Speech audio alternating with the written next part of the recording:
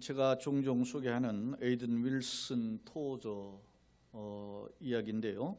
그가 쓴 임재체험이라는 글을 보면 토저는 말하기를 예수님을 구주로 영접했다고 고백하는 사람들의 가치관과 삶을 볼 때 근본적인 변화가 일어나는 경우가 적은 것을 보고 마음이 편치 못하다라고 말을 했습니다. 특히 그는 신앙생활을 진지한 회개를 회피하는 수단이나 또는 나약한 사람이 숨어드는 방편으로 이용되는 것을 보면 마음이 편치 못하다, 이렇게 그의 임재체험이라는 글에서 지적하고 있습니다. 사랑하는 성도 여러분, 여러분은 예수님이 나를 위해 몸짓고 피 흘려 주심으로 나를 죄와 사망에서 건져주신 구세주이심을 믿으십니까? 이거는 평생 고백하고 외치고 붙잡아도 전혀 손해가 되지 않는 거예요. 오히려 시간이 갈수록 나를 위해 몸짓고 피 흘리신 예수 그리스도는 나의 왕, 나의 힘이요 나의 생명이심을 고백하는 그 열정이 더욱 불릴 듯 일어나야 되는 줄로 믿습니다. 이것이 없으면 문제인 거예요. 코로나가 문제가 아니고 직장 취업하는 거, 내가 학점이 오르는 거, 이런 것이 문제가 아니라 예수가 내 마음에 설레지 않는 것이 문제예요. 이건 엄청난 경고예요. 이거. 예수가 내 마음에 계신데 설레지 않는 것, 그것이 나의 큰 고민이 되어야 되는 거예요. 고린도후서 5장 17절에 여러분이 그렇게 암송하시는 말씀들 중에 누구든지 그리스도 예수 안에 있으면 새로운 피조물이라, 이전 것은 지나갔으니 보라 새 것이 되었도다 라고 말씀합니다. 새로운 피조물, 새 것이라고 말씀하시죠? 그렇습니다. 예수를 나의 구주로 영접한 사람은 외형적으로는 여전히 옛 모습을 가지고 있는 그 자체이지만은, 그러나 새로운 피조물, 다시 말하면 하나님의 자녀요, 하나님의 천국 백성이요, 이제 새로운 하나님의 왕 같은 세상이 된 줄로 믿습니다. 다시 말해서 전에는 마귀에게 종노릇하는 존재였었는데 사망이 그의 삶을 지배하는 사망의 지배 가운데 있는 존재였는데, 이제는 예수 안에서 오히려 생명이 왕노릇하는 존재가 된 줄로 믿습니다. 그렇습니다. 우리는 예수 안에서 새로운 피조물인 줄로 믿습니다. 그렇다면 여러분이 예수를 믿으시고 여러분의 신분이 이렇게 변화된 것, 바뀐 것과 마찬가지로 여러분의 생각과 삶의 방향성 역시 바뀌셨습니까? 혹시 예수를 구세주로 믿는다고 고백하면서도 여전히 마귀에게 종노릇하는 세상적 가치관을 가지고 살고 있지는 않느냐는 것입니다. 혹시 여러분이 예수님을 믿는다고 하면서 앞서 토저의 지적처럼 진지한 회개를 외면한 채 그저 현실 도피적인 수단으로 신앙을 나에게 포장 삼지 않느냐라는 질문입니다. 마태복음 16장 21절 28절의 말씀을 읽었는데요. 오늘 말씀을 보면 예수님께서는 마태복음 16장 앞선 부분에 바요나 시므나 내가 복이 있다, 이렇게 칭찬하셨음을 17절에 살펴볼 수 있습니다. 그런 그 예수님이 오히려 이제 베드로를 향해서 23절에 그런 말씀합니다. 베드로에게 이르시되 사탄아 내 뒤로 물러가라, 너는 나를 넘어지게 하는 자로다 라고 책망하셨음을 알 수 있습니다. 사랑하는 여러분, 사탄이란 말이 무슨 뜻입니까? 사탄은 타락한 전사 루시퍼를 가리키죠. 그런데 사탄은 종종 대적자, 원수, 마귀, 멸망받을 자의 대표로 우리에게 알려져 있습니다. 성경 여러 곳에서 그런 부분을 이야기합니다. 주님을 대적한다 해서 적그리스도 아닙니까? 주목할 점은 요한계시록 20장 10절에 보면 사탄은 영원한 불과 유황못에 던져지는 존재임을 성경은 기록하고 있습니다. 궁극적으로 멸망받을 자의 대표라는 것입니다. 안타까운 점은 수많은 영혼들이 세상에 지금 78억이 살고 있는데 수많은 영혼들이 예수님을 모른 채 사탄의 졸개로서 멸망한 가운데 방황하고 있다는 거죠. 혹이 기독교인들을 개신교와 소위 천주교를 합쳐서 약 24억 보아요. 그러면 53억 정도가 이 불신자 아닙니까? 전에 제가 한 5년 전만 해도 5년 10년 전에는 어떻게 기도했느냐, 지구상에 45억의 불신자를 주님 변화시켜달라고 기도했어요. 그런데 지금 53억이에요. 혹자는 55억까지 봐요. 세상은 갈수록 불신자들이 늘어나고 있습니다. 바로 이런데 오늘 마태복음 16장 23절에서 예수님께서는 베드로를 향하여서 사탄아라고 부르시면서 내 뒤로 물러가라 라고 엄히 책망하셨다는 사실입니다. 예수님께서 공생의 사역 속에 처음 시작할 때 예수님이 40일을 금식하시면서 그 금식하신 후에 사탄이 찾아왔거든요. 그리고 예수님을 세 가지로 시험했습니다. 그때 세 번째 시험 중에 마태복음 4장 10절에 보면 사탄은 예수님께 천하만국을 보이면서 나에게 절을 하면, 자신에게 엎드려 경배하면 이 천하만국을 너에게 주겠다, 예수님을 유혹합니다. 그때 예수님께서 사탄아 물러가라 라고 엄히 책망하셨습니다. 할렐루야. 사탄아 물러가라는 것은 예수님이 하시는 강력한 저주의 표현, 책망의 표현이란 말입니다. 그런데 그 강력한 책망과 저주의 표현을 오늘 예수님께서 사랑하셨던 수제자였던 제자 그 베드로에게 사탄아 내 뒤로 물러가라 라고 하셨다는 사실입니다. 그렇다면 무슨 까닭으로 예수님께서 베드로를 향하여서 사탄이라 책망하셨을까? 마태복음 16장 13절로 20절, 오늘 21절부터잖아요. 그 20절 내용을 보면, 특히 19절까지 내용을 보면 예수님께서 이 가이사라 빌립보 지방에 이르셨는데, 이 가이사라 빌립보는 갈릴리 북쪽으로 헬몬산 못 미쳐 있는 지점이에요. 그런데 이곳에 예수님이 방문하셨을 때 예수님께서 제자들에게 물으십니까? 지금 사람들이 예수님을 향해서 나를 누구라고 하느냐? 그러니까 제자들이, 사람들은 더러는 세례 요한이라고 하고요, 더러는 혹은 엘리야라, 혹은 예레미야나, 혹은 선지자 중에 한 사람이라고 그렇게 평가하는데요.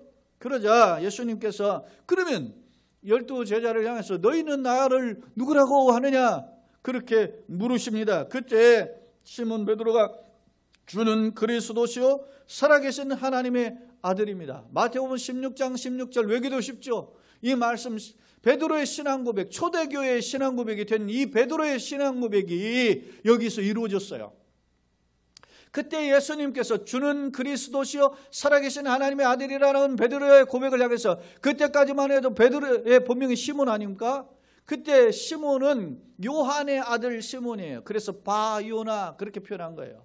요한의 아들 시몬아 내가 복이 있도다 라고 이야기하면서 베드로를 향한 세 가지의 축복을 이야기합니다. 성경에서 살펴보면 베드로를 향한 이 세 가지의 축복은 위대한 축복이에요. 그 세 가지 이름의 축복이 뭡니까?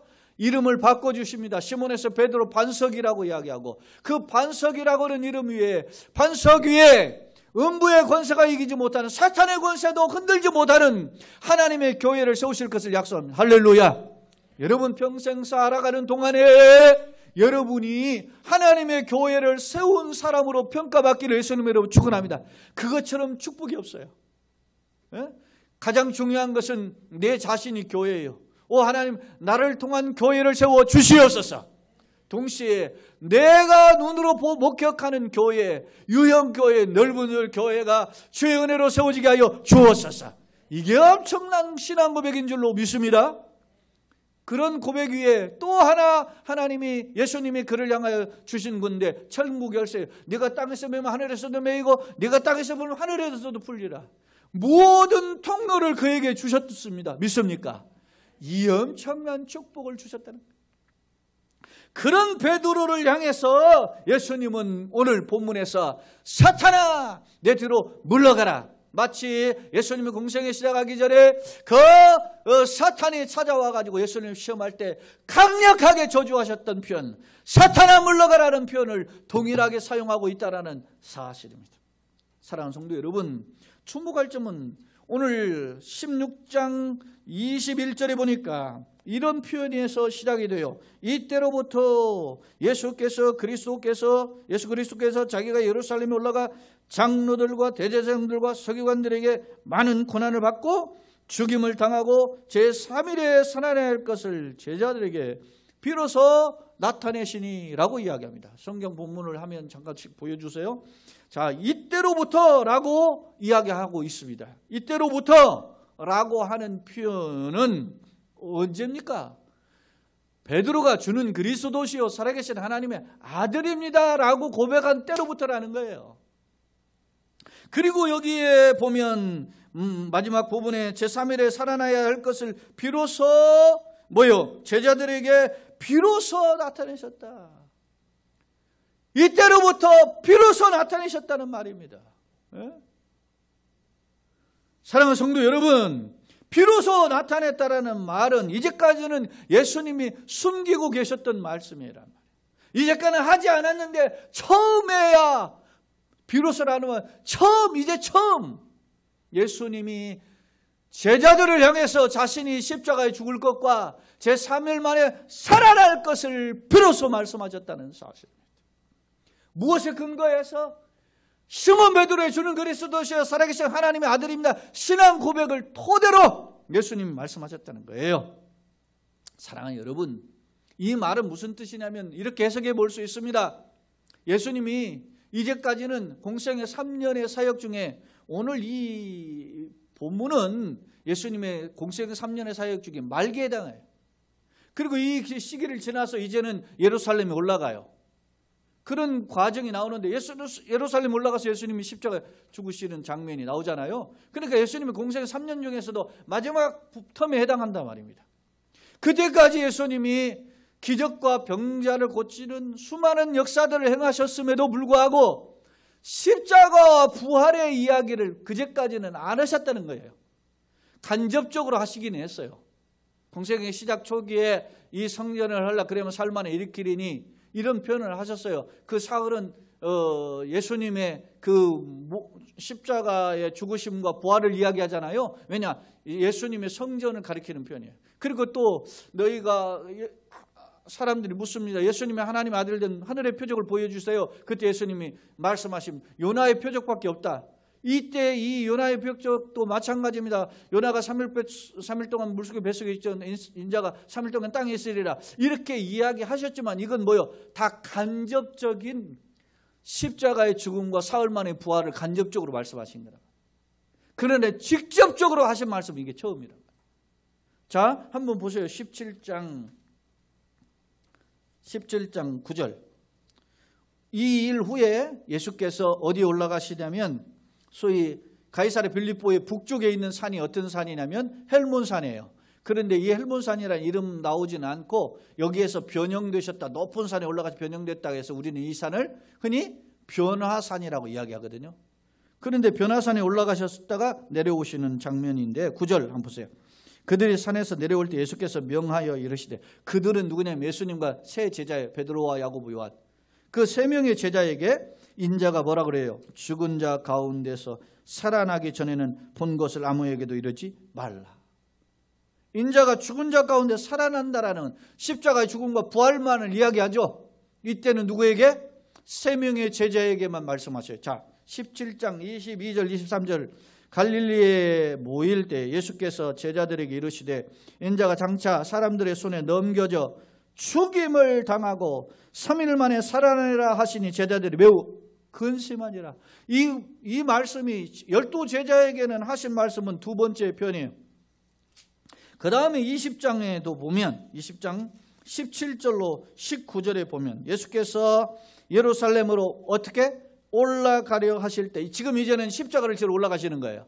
올라가려 하실 때에 12제자를 따로 데리시고 길에서 이르시되, 보라, 우리가 예루살렘 올라가노니 인자가 대제사장들과 서기관들에게 넘겨지매 그들이 죽이기로 결의하고 이방인들에게 넘겨주어, 이방인 빌라도 아닙니까? 그를 조롱하며 채찍질하며 십자가에 못 박게 할 것이나 제3일 만에 살아나리라. 할렐루야. 그렇습니다. 오늘 예수님의 말씀을 보면 처음 십자가의 죽으심과 제4일 만에 살아날 것은 공개적으로 말씀하신 건 처음이라는 거예요. 간접적으로 말씀하신 것은 앞서 제가 이야기했죠. 두 번에 걸쳐서 있었지만 공식적으로 직접적으로 십자가의 고난과 사흘 만의 부활은 처음 말씀하신 거예요.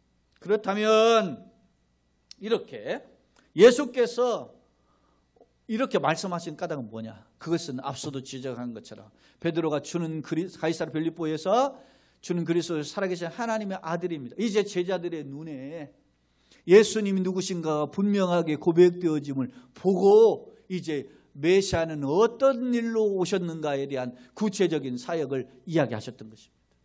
그런데 그 사역을 구체적으로 말씀하셨을 때 이 베드로가 뭐라고 했다고요? 주여 그리 마옵소서. 오늘 22절에 보니까 베드로가 예수를 붙들고 항변하여 이르되 주여 그리 마옵소서. 이 일이 결코 주께 미치지 아니하리이다 라고 말했다는 사실입니다. 그런데 여기에서 이 항변하다고 하는 헬라 에피티마오는 영어 성경에 번역하기를 리뷰기로 번역됐어요. 이 리뷰기라고 하는 뜻은 강력히 책망하다, 그런 뜻이에요. 헬라의 에피티마오라는 단어가 강력하게 책망하다는 거예요. 예수님을 꾸짖은 거예요, 베드로가. 그리고 그리 마옵소서라고 하는 헬라어는 헬레오스 소이인데 이 표현이 이런 뜻이에요. 하나님의 자비가 함께해서 하나님이 불쌍히 여기셔서 예수님이 십자가 지는 것을 일어나지 않게 하옵소서, 그런 뜻이에요. 헬레오스 소이가. 그 다음에 미치지 아니하리라. 이 말은 아니하리라. 이런 건 절대 일어나서는 안 됩니다, 이런 뜻이에요. 이 베드로의 표현에는 3번이나 강조하고 있는 거예요. 하나님이 도우셔서 절대로 이런 일이 일어나면 안 됩니다. 베드로가 말이죠, 앞을 가로막고 예수님을 심지어는 꾸짖으면서 예수님께 십자가 지는 일이 일어나면 안 된다라고 이야기하고 있다는 사실입니다. 이 표현은 사실 베드로의 진심입니다. 무슨 진심입니까? 베드로가 예수님을 사랑한 진심이라 말입니다. 사랑하는 성도 여러분, 베드로는 다른 어떤 제자들보다도 예수님을 인간적으로 볼 때 사랑하셨음을 알 수 있습니다. 사실 말이죠, 왜 베드로가 예수님의 십자가 지는 것을 만류했을까요? 십자가는 어떤 겁니까? 당시 반역자들이 지는 무시무시한 사형틀이었어요. 십자가는 뭐였습니까? 성경에서로 보면 로마의 사고로 보면 로마의 반역자가 지는 사형틀이고, 유대주의적인 사고로 보면 나무에 달린 자마다 뭐요? 저주받은 자라 신명기에 말씀하고 있어요. 그러니까 다 죽어도 어디에선 죽으면 안 돼. 나무에 매달려 죽으면 안 돼. 그런데 그 십자가를 진다니, 저주받은 죽음을 진다니 베드로가 상상할 수 없는 거예요. 그래서 만류한 거예요. 그래서 결코 이 일이 있을 수 없다라고 이야기하면서 예수님을 꾸짖었던 겁니다. 책망했던 것입니다. 그런데 오늘 이런 베드로를 향해서 예수님께서 오히려 사탄아, 사탄아 라고 이야기하고 있습니다. 내 뒤로 물러가라. 그러면서 예수님 하신 말씀이 뭐라고 합니까? 베드로에게 이르시되 라고 하는 표현인데, 영어 성경은 이 베드로에게 이르시되 라고 하는 이 표현을 앞서 이야기한 에피티마오라고 하는 리뷰기라고 하는 단어를 사용하고 있어요. 오히려 예수님이 베드로가 사용했던, 꾸짖었던, 항변했던 그 단어를 사용하신다는 것, 베드로를 돌이켜 사용하시는 거죠. 그러면서 너는 나를 넘어지게 하는 자로다. 네가 하나님의 일을 생각하지 아니하고 도리어 사람의 일을 생각하는 도다 라고 책망하셨다는 사실입니다. 왜냐하면 예수님 보시기에 베드로의 그런 고백, 예수님을 붙잡은 것을 예수님을 위하는 것 같지만, 예수님을 위하는 마음으로 사실 했지만, 그러나 하나님의 눈, 성경의 눈으로 볼 때는 그는 예수님을 넘어지게 하는 것임을 예수님은 말씀을 통해 지적하고 있습니다. 사랑하는 성도 여러분, 오늘 우리가 예수님을 믿지만 인본주의적인 각도로 예수님을 이해할 때가 있다는 사실. 자기중심적으로 내가 마치 성경에서 말씀하는 신앙생활을 잘하는 것인 양 생각하고 내가 예수님을 믿는 것인 양 표현한다는 말입니다. 오늘날 우리가 비록 믿음을 따라 예수님을 구세주로 영접했지만 새로운 피조물이 되었지만 그러나 옛사람의 사고, 옛사람의 생각, 옛사람의 가치관을 버리지 않고 새로운 피조물다운 생각, 새로운 피조물다운 가치관을 가지고 살지 않으면 때로는 내가 껍질로는 목사요, 장로요, 집사요, 권사요, 주님 안에서 충성된 일꾼이고 헌신하고 봉사하는 주님의 일꾼이라 할지라도 주님으로부터 사탄아라고 책망받을 수 있음을 성경 경고하고 있어요. 그렇다면 사탄의 도전을 이기는 비결은 뭘까? 오늘 말씀의 제목을 저는 사탄의 도전을 이기는 제자의 모습 뭔가를 고민해 보고자 했는 건데요. 사탄의 도전을 이기는 제자의 삶은 뭐냐? 예수님은 말씀하십니다. 24절 예수께서 제자들에게 이르시되 베드로뿐만 아니라 12명의 제자를 향해서 누구든지 나를 따라오려거든 자기를 부인하고 자기 십자가를 지고 나를 따를 것이다. 이게 소위 말하는 제자도의 세 가지의 자세, 이렇게 이야기해요. 제자의 세 가지의 삶의 자세는 뭐냐면 자기를 첫째 부인해야 돼요. 여러분 세상을 보세요. 세상은 자기를 다 극대화해요. 제가 간정을 잘 좋아하지 않는 이유도 간정 보시면 그 사람 막 포장해가지고 띄워요. 예수님을 띄우는 것 같은데 결국은 그 사람이 아유 대단하네 이렇게 평가를 받잖아요. 그거 매우 조심해야 돼요. 예전에 설교 아버지라고 불려졌던 스펄전 목사님이 설교를 하고 내려왔는데 교인 중에 한 사람이 목사님 최고예요. 목사님 설교 짱이야. 이렇게 이야기할 때 인사를 하다 말고 다시 강단에 올라가지고 무릎 꿇고 회개했다잖아요. 스펄전 목사님이. 왜? 오 하나님 오늘 이 시간 주님을 드러내지 못하고 내 자신을 드러낸 것을 용서하여 주옵소서. 사랑하는 성도 여러분, 신앙의 출발은 자기를 부인하는 것입니다. 나는 아무것도 아닌 거예요. 이제 우리의 인생은 덤으로 사는 줄로 믿습니다. 여러분 세상은 어떻게 이야기합니까? 예수를 믿어야 덤으로 뭘 누린다. 그래서 교회 다니는 예수 믿으면 복받아, 예수 믿으면 자식이 잘 돼, 예수 믿으면 형통해, 건강해져, 이런 걸로만 교회가 이야기한다. 이게 싸구려 복음이라는 거예요. 에? 예수를 믿으면 나는 부인해야 되는 것입니다. 나는 죽었습니다. 나는 죽었습니다. 갈라디아서 2장 10절 같이 내가 그리스도와 함께 십자가에 못 박혔나니 이제는 내가 산 것이 아니요 할렐루야. 나는 사라져야 되는 것이에요. 인간관계에서는 십자가에 못을 박아야 되는 것입니다. 그러한 작업을 우리는 계속해야 되는 거예요. 언제? 매일매일 매 순간. 일주일 못했다면 오늘 이 예배의 자리에 올라와서 주님 앞에 내 마음과 몸을 찢어야 되는 줄로 믿습니다. 자기를 부인하고 그리고 자기 십자가를 지고 내 부인은 어디까지 가야 되느냐? 자기 부정은 어디 가야 되냐면 내 십자가를 지는 자리까지 내려가야 되는 거예요. 그러니 예수를 믿으면 이제 세상에서 보면 쓰레기와 같은 존재가 되어도 할 말이 없는 거예요. 초대교회는 그렇게 평가되었어요. 여러분 사도행전 11장에 안디옥 교회가 비로소 그리스도인이라 일컬음 받았다고 했어요. 그리스도인이라는 그리스도의 것들 그런 뜻이에요. 예수쟁이라는 말이에요. 예수에 속한 것들이란 말이죠. 예수는 어떤 겁니까? 그 당시에 이단이요. 이스라엘의 시각에는 이단이요. 로마의 시각에는 저 시골떡에 촌떡이네 보잘것없는 존재. 그런 거기에 속한 노예들이란 말이에요. 세상에서 볼품없는 자들 중에 그에 속한 노예들이 크리스찬이란 말입니다. 오늘 나의 자신을 부인하고 내 십자가를 지고 골고다상에 올라갔던 예수님의 십자가를 나도 지고 함께 올라가고 이제는 예수님을 따라가는 것입니다. 이제는 예수님만 바라가는 겁니다. 이 따른다라는 것은 말이면 예수님의 뒤꿈치를 쫓아가는 거예요. 응? 사랑하는 여러분, 무엇이 우리의 고민이 되어야 됩니까? 건강 고민이 되어야 되고 세상적인 진로의 결정에 고민도 돼야 되고, 물질의 문제 때문에 고민도 돼야 되고, 외모에 대해 신경 써야 되는 거예요. 그러나 그것은 있다가 사라질, 잠시 있다 사라질 것을 볼 거예요.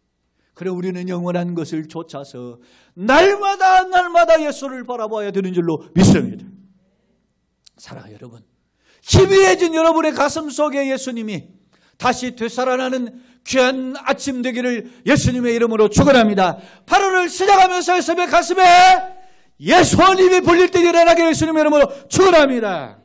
그런데 당시 베드로는 그렇게 예수님의 칭찬받은 고백을 했던 베드로였지만 예수님을 넘어지게 했습니다. 왜요? 입술로는 예수님이 주는 그리스도 살아계신 하나님의 아들을 고백했지만 자기의 삶은 아직 뒤집어지지 않은 거예요. 생각과 방향성이 뒤집어지지 않았단 말입니다. 그러니 옛날적인 사고를 가지고 예수님을 바라보고 있는 거예요. 오늘 예수님은 누구든지 나를 따르려거든 자기를 부인하고 자기의 십자가를 지고 나를 따르라 말씀하십니다. 그러면서 예수님이 덧붙인 말씀 25절을 보니까 누구든지 제 목숨을 구원하고자 하면 잃을 것이요 누구든지 나를 위하여 제 목숨을 잃으면 찾으리라. 사랑하는 성도 여러분, 여러분이요 그런 거 있잖아요. 뻥튀기에 보면, 뻥튀기 비유가 좀 그렇지만 뻥튀기에 보면 작은 옥수수 알 하나를, 말린 옥수수 알을 하나를 넣는데 빵 튀겨진 거예요. 그게 작은 옥수수 그 강냉이 알맹이를 찾아볼 수 없어요. 오늘 우리를 예수의 이름으로 하나님 앞에 드리면 주님이 예수 생명으로 뻥튀게 해주시는 줄로 믿습니다. 예수의 능력으로 붙잡아 주시는 줄로 믿습니다. 예수님은 세상 끝날까지 너희와 항상 함께 있겠다 했어요. 그렇습니다. 제자가 되는 삶이란 나를 위해 몸짓고 피 흘려주신 예수 그리스도께서 이제 사망 권세를 이기시고 부활하셨음을 믿고 이제 한 걸음 더 나아가서 그 예수님의 생각, 예수님의 삶의 방향성을 좇아 예수님을 따라가는 것이 예수 믿는 삶의 모습입니다. 사랑하는 성도 여러분, 말씀을 정리해 봅니다. 그렇다면 여러분의 삶의 방향성 과연 어떠하십니까? 혹시 믿음의 고백이 있고 예수님을 사랑하는 열정도 있지만 정작 십자가를 외면하며 살고 있지는 않습니까? 앞서 그랬던 에이든 윌슨 토저가 임재체험이라는 그의 책에서 오늘날 사람들의 눈치를 채지 못하는 가운데 새로운 십자가를 끌어들였다라고 이야기해요.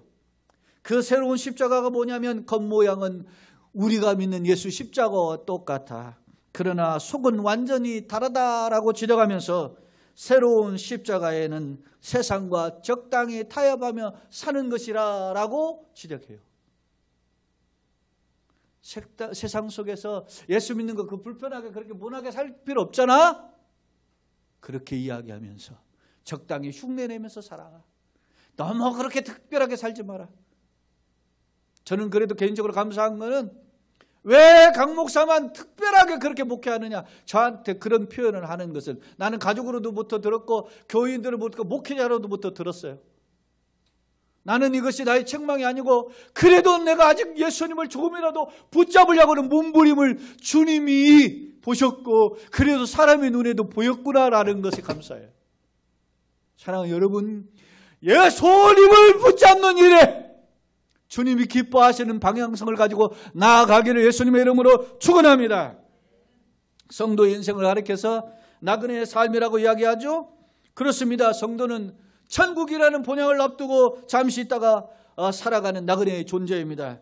그런데요, 저 옛날 우리보다 4,000년 전에 살았던 아브라함은 본향을 두고 이 땅을 나그네로 살았다라고 성경은 기록해요. 종교개혁자들 이후에 믿음의 선배들은 어떤 삶을 살았습니까? 그들은 자신들을 가리켜서 순례자, 필그림이라고 하는 일컬음을 받는 일을 기뻐했어요. 네? 서양 속담에 foot for the earth, head for the heaven이라고 하는 표현이 있어요. 땅은 발은 땅에, 머리는 하늘에. 그렇습니다. 우리의 발은 이 땅에 살고 있지만 우리의 마음과 가슴은 하늘에 속한 자로 살아야 되는 줄로 믿습니다. 오늘 우리는 전도서 3장 11절에 전도서 기자가 이야기했잖아요. 하나님은 사람에게 영원을 사모하는 마음을 주셨다. 그렇습니다. 우리가 영원을 바라보며 영원을 사모하며 이 땅을 살 때 예수 그리스도의 은정을 가지고 예수 따라갈 때 주님이 나의 무거운 짐을 대신 질 뿐만 아니라 앞서가시고 동행하시며 이끌어주시면서 우리 길을 열어주시되 사탄을 제하고 승리케 하신 길로 인도하실 줄로 믿습니다. 그런 축복의 주인공들이 다 되시기를 예수님의 이름으로 축원합니다. 아멘. 참 좋으신 하나님 우리 아버지, 은혜와 사랑을 감사합니다. 성도가 사탄을 이기려면 천국을 소유하고 예수님을 본받아 살아야 함을 말씀을 통해서 다시 한번 돌아보게 하시니 감사합니다. 아직도 예수를 믿는다면서 내 수준의 생각과 현실의 요양과 세상의 논리를 가지고 살진 않는지 돌아보며 오직 주발하게 신앙으로 예수님을 품고 살아가게 하여 주옵소서. 예수님의 이름으로 축복하며 기도하옵나이다. 아멘.